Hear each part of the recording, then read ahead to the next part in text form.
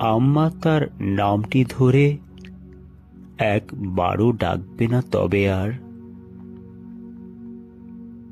ঘূর্ণিঝড়ের মতো সেই নাম উন্মথিত মনের প্রান্তরে ঘুরে ঘুরে জাগবে, ডাকবে।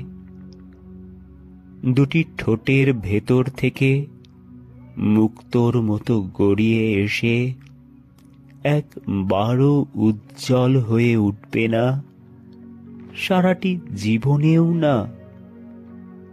তবে হার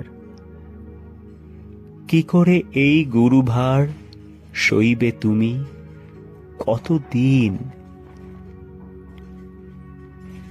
আবুল বরকত নেই, সেই অস্বাভাবিক বেড়ে ওঠা বিশাল শরীর বালক মধুর স্টলের ছাদ ছুঁয়ে হাঁটত যে, তাকে ডেকো না।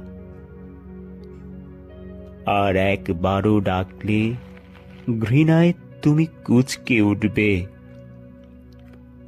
সালাম, রফিকুদ্দিন, জব্বার, কি বিষণ্ণ থোকা থোকা নাম!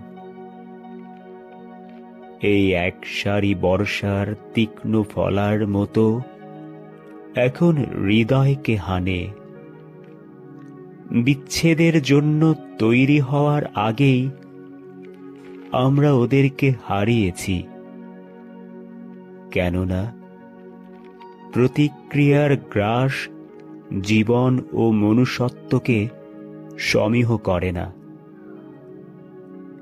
ভেবে ওঠার আগেই আমরা ওদেরকে হারিয়েছি। কেননা প্রতিক্রিয়ার কৌশল এক মৃত্যু দিয়ে হাজার মৃত্যুকে ডেকে আনে। আর এবার আমরা হারিয়েছি এমন কয়েকজনকে যারা কোনো দিন মন থেকে মুছবে না, কোনো দিন কাউকে শান্ত হতে দিবে না।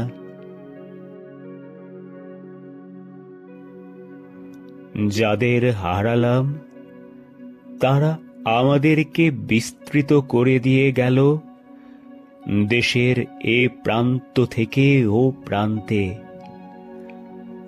কণা কণা করে ছড়িয়ে দিয়ে গেল দেশের প্রাণের দীপ্তির ভেতরে মৃত্যুর অন্ধকারে ডুবে যেতে যেতে।